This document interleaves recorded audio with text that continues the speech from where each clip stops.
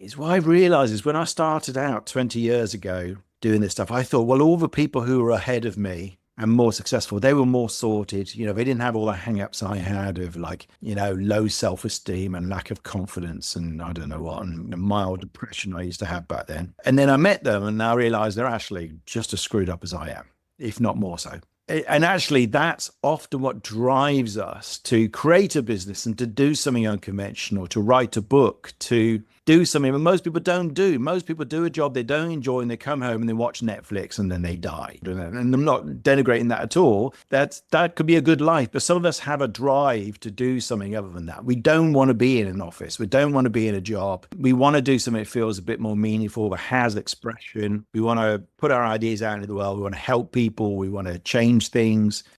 What I realized, that drive comes from the same place all our problems come from, the crazy bits. So the bits of us that are weird and flawed and unconventional, frankly, a bit screwed up sometimes as well. Almost every entrepreneur I've met and every creator and every writer either has had some sort of traumatic background or is neurodiverse or both.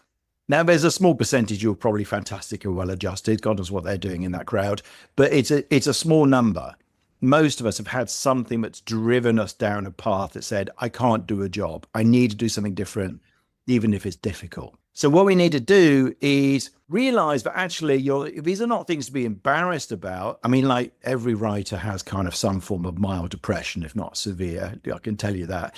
They overthink, right? It's part of the job description as a writer. Entrepreneurs have this kind of, there's a really high incidence of a mild version of bipolar called cyclothymia. And one study found 70% of entrepreneurs have cyclothymia and or bipolar disorder.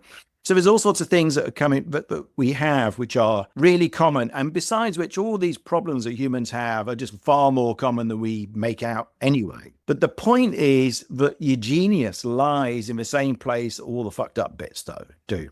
So all your hang-ups and the things that made you want to do this in the first place are actually the bits you need to mine that give you a competitive advantage against everybody else. Because the best way of being successful today and in 2025 is to do something different. The world's really crowded. You've probably noticed there's a lot of competitors in your space. So you need to do something that stands out from everybody else. And the best way to do that is to use what's different about you. And it's really important to kind of get over any sort of embarrassment about that and use it in a constructive way. And the other thing we're going to deal with is how do you manage the downsides of the hang-ups we all have? Every single human has hang-ups, and particularly entrepreneurs.